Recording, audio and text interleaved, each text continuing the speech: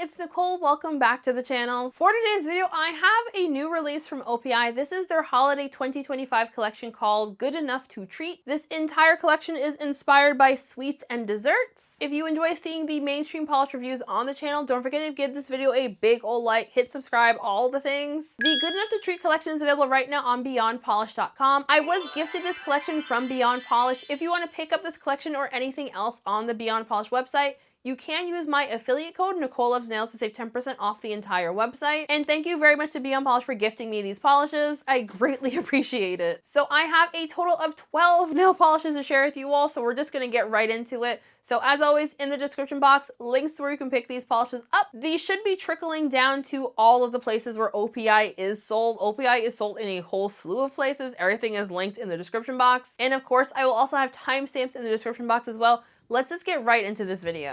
The first polish up is called Berry and Bright, and OPI just described this one as a juicy red nail polish shimmer. I would personally describe this one as a pinky red type of base, and then the shimmer in here is a slightly larger particle size, and it gives the overall look of the nail anywhere leaning from like a fuchsia to like a purpley magenta. The shimmer is slightly larger in particle size, so you can see the individual particle specks on the nail, but they're not so large that I would say that these are likely going to be like a micro flaky. I'm going to call Berry and Bright a 2 to 3 coater depending on your own personal preference. I thought this was really good on me in 2 coats in my studio lighting, but when I brought this one outside, I was seeing a little bit of unevenness overall, but that unevenness, I wasn't seeing it indoors at all. The shimmer in this polish is not going to give you any difficulty upon removal, but it will be fairly messy if you choose to scrub this polish off.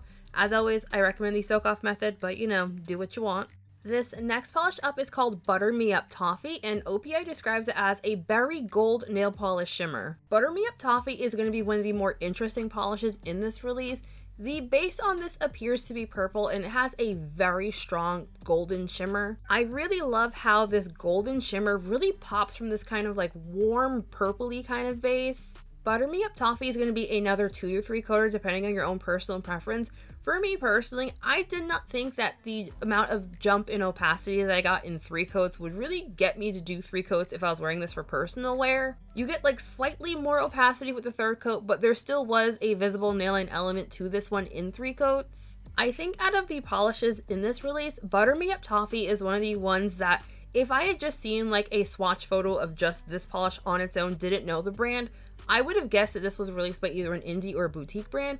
It doesn't look like a mainstream polish to me. The shimmer here is not going to dry down textured. It's not going to be overly difficult to remove at all, just slightly messy if you choose to scrub this one off. My only real complaint with Me Up Toffee is that I wish that this shade had a brown base to make it look, you know, more like toffee. And now we have Ginger Snap, which OPI describes as a brown copper nail polish shimmer. I would describe Ginger Snapped as having a very red leaning brown shade. I feel like it has a bit too much brown in it to be like a true red. I can see someone calling this like burnt sienna, something in that kind of color family. And then it has a very strong, slightly larger particle size, like I think it's like a golden shimmer again. As someone who really loves gold, I definitely was really enjoying the amount of gold shimmers in this release. Ginger Snapped is going to be another 2 to 3 coater depending on your application style and your personal preference. I found on me in 2 coats, it was still fairly patchy. I needed 3 coats to even everything out as well as to reach full opacity with it. I think if I wasn't being super picky, I definitely could have called it passable in 2 coats. I really like the look of texture that this type of shimmer particle that the brand use gives. I feel like Ginger Snapped is one of the more atypical polishes in this release for an OPI holiday collection, and I'm definitely here for it. Removal for the shade is not going to be difficult at all, but it will for sure be messy if you scrub this one off. And now we have Having a Candy Old Time, which OPI describes as a dark blue nail polish creme. Having a Candy Old Time had a fantastic formula. On that first coat, it is a little bit uneven, kind of patchy, but I found it built up perfectly for me in 2 coats. Having a Candy Old Time does darken up considerably on that 2nd coat. I did find that when built up, it's not so dark that I feel that it looks black in low lighting, but it's really close to being that dark. I love a blue cream very, very much. I'm not generally the biggest lover of like darker blue shades, especially ones like this, but there was something about this shade that I really enjoyed on my nail. I was really surprised when I brought this one out in natural lighting, and I felt like the polish looked almost kind of indigo leaning. I did not personally experience any staining while wearing this polish, but as always, if you're concerned about that, double up on your base coat. This next polish up is called Lollypoppin Bubblegum. OPI is describing this one as a hot pink shimmer nail polish. Lollypoppin Bubblegum had a good formula. I did find that this one does not like being overworked. So even though I did overwork this one pretty badly on that first coat, I was able to get pretty even coverage on the second coat. I did end up swatching this one out in 3 coats, largely because I wanted to see how much more opacity I would get with it with the third coat, as I had a little bit of visible nail line on 2 coats. But I did find that the third coat, it brings it to like 95% opacity. There is a little bit of nail line peeking through, but it's not terribly noticeable. I found myself having to really look for my nail line to be able to see it in 3 coats. Lollypoppin Bubblegum has a really fun, super bright pink base, and it also has a blue or purple shimmer. It does remind me quite a bit of Merkitten from Mooncat. I don't own that one, but I don't think they're dupes, but I do think they're kind of similar. I used to complain about these bright pink shades being in holiday collections because I don't understand what part of like the winter holiday season that bright pink comes into play. I don't understand, bitch. Don't understand. But I think I finally got indoctrinated into thinking that this color in particular belongs in a winter collection, because somehow my brain is telling me that this does in fact fit into this winter collection. And I fully acknowledge this very well could just be because I really like hot pink. Anyway, I'm going to call Lollypoppin Bubblegum a 2 to 3 coater depending on your own personal preference. And because this is a shimmer, it's going to be super duper easy to remove, just a little bit messy if you choose to scrub it off. And now we have Nougat by Nature, and OPI is describing this one as a dark gold shimmer nail polish. Nougat by Nature had a fantastic formula, a little bit sheer on that first coat, but overall it applies really smoothly and evenly. When wet, this one does show a lot of brush strokes through that metallic-y kind of shimmer. One thing I wrote down in my notes that was kind of interesting to me is that while the polish looks a little bit brush strokey when wet, it also looks a little bit sparkly at the same time. So while I did find that the majority of the brush strokes do disappear as the polish dries down, I could still see a couple of traces of the brush strokes on my nails, but not enough that I was just like, oh my god, the brush strokes, I hate them. Just like enough to note that they're there. I feel like in natural lighting with the sun really hitting my nail, I feel like you can see what I mean by like the sparkliness of this one, as well as seeing a little bit of those brush strokes. I was able to reach full opacity with Nougat by Nature in 2 coats. I don't really see too many people needing more than 2 coats for this one. And just like I've been saying this entire video, removal is going to be super duper easy because, you know, it's just like a metallic-y shimmer, but it will be messy if you scrub this one off. What are you doing here? Come on. Stormy girl. Say hi. Stormy. This next polish is called OPI'm Frosted, and OPI describes it as an icy silver nail polish. OPI'm Frosted had a really nice formula as well. It does start off very sheer. This is one shade I think is likely going to be a 3-coater if you want to cover up any of your visible nail line. OPI almost always does a silver metallic-y nail polish in these holiday collections, and I feel like this one has a much stronger kind of icy blue tone to it. I think that there is a silver pigment in here as well as like a blue metallic-y pigment as well. It is very like icy silvery, so less Tin Man silver and more like Frosty the Snowman silver if Frosty the Snowman was silver. You have to really look for the brush strokes for this one when it's wet. I did find that they do all disappear as the polish dries down. That added blue metallic-y pigment that I think is in here really comes out a lot better when you see this one in natural lighting. Nothing in here is going to dry down textured. Removal is going to be very easy but messy if you scrub this one off. As always, I do recommend the soak off method or a peel off base coat. I'm sure somebody was wondering where the heck is the red cream in this release, so now we have Red Velvet Vixen, and OPI just describes this as a red cream nail polish. Red Velvet Vixen is one of those red cream shades that has a little bit of like a crelly lean to it. Despite being a bit more on the sheer side, it still did overall cover really nicely and evenly. I opted to build this one up in 3 coats, largely because I just wanted to see if it was able to reach full opacity or not. In 3 coats, I could still see like a little hint of visible nail line, but overall I would say it's fairly opaque. However, because this one applies so evenly, you really could wear this one in 1, 2, or 3 coats. For you nail arty types, I do think this one is a little bit too opaque between the first and second coats to do a lot of like layering kind of nail art designs. I think this particular tone of red can for sure be used as like a Santa Claus red shade, but I don't think that this one necessarily super screams seasonal. I feel like you could for sure wear this tone of red in other seasons besides the holiday season. And removal, of course, is going to be super duper easy. And now we have Spread the Cherry, which OPI is describing as a festive red shimmer nail polish. Spread the Cherry also had a fantastic formula. I feel like this one leans a bit more in the pinky red family. I feel like especially on the first coat, you can really see how the base on here is more of a pinky red lean. Spread the Cherry has that same kind of larger particle size shimmer that I'm still questioning if it's actually a micro flaky. But I do think it's the same one that we saw earlier in this release, as well as having that same kind of gold kind of tone to it. Spread the Cherry definitely feels very like Christmassy to me. I opted to swatch Spread the Cherry in 2 coats. I did still have some visible nail line with this shade, but I really liked how this one looked. I thought it was really even, and I thought the visible nail line was mild enough that I didn't really feel super inclined to do a 3rd coat.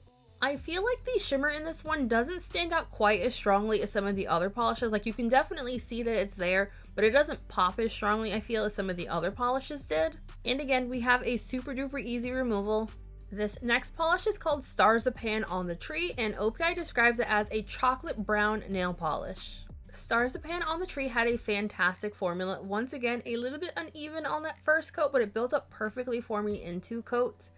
I do not think that this is like a true chocolate brown in my opinion. This is a very warm toned, kind of like cinnamony type of brown.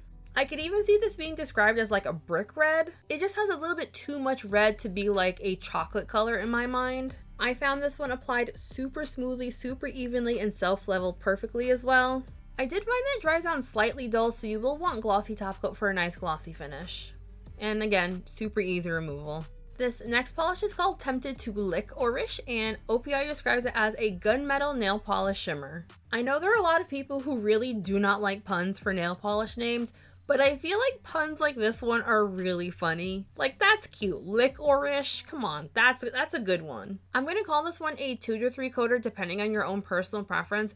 For the live swatch, I did opt to build this one up in 3 coats, but I feel like it was definitely on the line of needing a 3rd coat. So if you went for slightly thicker coats than I did, I could for sure see full coverage with this one in only 2 coats. I agree that this is a gunmetal color on the nail. I feel like though that the base on this is a very, very, very dark gray. And then the shimmer in here is more of like a silvery color that kind of lightens it up a little bit. The shimmer in this polish has a very circular appearance. I had initially thought that these were glitters in here, but they don't dry down texture, so I'm going to keep going and calling them shimmer. This is another one of the polishes in this collection that I feel looks like it should be textured, but it's not. Tempted to Lick-orice is going to be a very messy removal if you scrub this one off, so as always, use the soak off method or a peel off base coat. And the final polishes collection is called Yuletide Sweetings. OPI is describing this one as a dark green nail polish with blue shimmer. And I very strongly disagree with that color description. I feel like the base on this is actually black. If it's not black, it's either a very dark gray or something that's so dark it just looks black. And then there's a shimmer in here that has kind of a green, teal, blue color shift. When I brought this one outside, I was also seeing a purple color shift coming in at more extreme angles. Formula-wise, this one was pretty good. I did find it to be very uneven on the first 2 coats. I needed a full 3 coats to get more even coverage. And I did still find that after 3 coats, I did still have a little bit of nail line peeking through. Even though this one is color shifty, it didn't really wow me too much. I think my issue with not really caring for super dark bases is coming into play of why I didn't really care for this one. But I do think the shimmer looks really pretty. Removal is going to be fairly easy for this one, but it is going to be on the more messy side. Okay, so final thoughts. I feel like this was very much like the kind of collection that I generally do expect from OPI. I think this color story is absolutely beautiful. I was really happy with how many kind of specialty finish polishes were in this release. I honestly was really expecting like a whole lot of creams and maybe some shimmers from the brand. And I feel like this kind of interesting texture flaky. I feel like that kind of like flake that they've done, I feel like this was a really interesting throw into this release. I also really like the amount of kind of like brownish kind of tones that we had in this release. I feel like browns are one of those colors that don't get released nearly as often as I would personally like, so I really like how many like brown tone things we had in this release. And I know we all like to kind of laugh and giggle at OPI and like their cheesy puns, but I feel like the puns this go around were less cringy and more kind of like, oh, that's kind of cute. We didn't have, you know,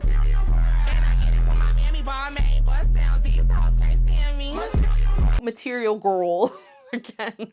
So overall, I think this collection was like a good mix of polishes that I feel like are more unique to OPI's color catalog, as well as having that same kind of like staple shades that I feel like OPI always throws into a holiday collection. So looking at this collage after I've swatched everything out, I feel like the biggest surprise from this entire release is that there's not a single green shade in this collection. I also feel like this is a very like red/pink leaning collection. In hindsight, now I'm looking at it, I do wish there was a bit more color variety in this release, but overall I wouldn't say it was necessarily bad. As far as my own personal top pick, I think Me Up Toffee is going to be my favorite polish from this release. I just feel like the overall colors of that one, it was really fun and interesting when I was swatching it. It just looked really cool on the nail. I also really liked having a candy old time. For whatever reason, that polish, the color of it just made me think of Gonzo from the Muppets, and I really love Gonzo. I know it's a blue cream. I know how I feel about blue creams. You know how I feel about blue creams. I'm still putting it in my favorites because like I just really like that color and it just makes me think of Gonzo. Nougat by Nature is also going to make it into the top picks because it is gold. I love gold! The OPI Good Enough to Treat collection is available right now on the Beyond Polish website. This collection is going to be available in OPI's regular nail polish as well as in their gel line, and I'm pretty sure also in the dip powder line. I don't think Beyond Polish has the dip powder line, but they do have this one also in the gel polish. You can pick up all 12 shades in this release as a bundle set of $99 on the Beyond Polish website, or you can purchase each polish individually for $9.25. And of course, you can again use my affiliate code on any of the single shades on the Beyond Polish website, and my code is Nicole Loves Nails. There also is an Infinite Shine line, which is OPI's kind of longer lasting nail polish. Let me know in the comment section if you all like me to review that as well. I will reach out to Beyond Polish to see if we can get that to happen. I would love to know what everyone else thought of this collection. Are you thinking it's way too early for holiday? Are you like hyped for holiday? Have you already put up your Christmas tree? Let's fight about it. I have not. It's still Halloween in my household personally. Before we end today's video, I want to give a very special shout out to my channel members. Shenanigang Story fans, your names of course all on the screen right now. If you would like to sign up for my channel memberships, there's a link for that in the description box, or you can click join next to the subscribe button. But as always, just like the video, comment on the video, hype the video, share the video, all the things to the video, and I greatly appreciate it. So just thank you all for joining me for today's video. I hope you enjoyed it. Also, I got yelled at that I haven't been showing what t-shirts I'm wearing for the day. So here is today's t-shirt. We got Smokey the Bear. It's not Twilight today. The next shirt will be a Twilight shirt. Bye!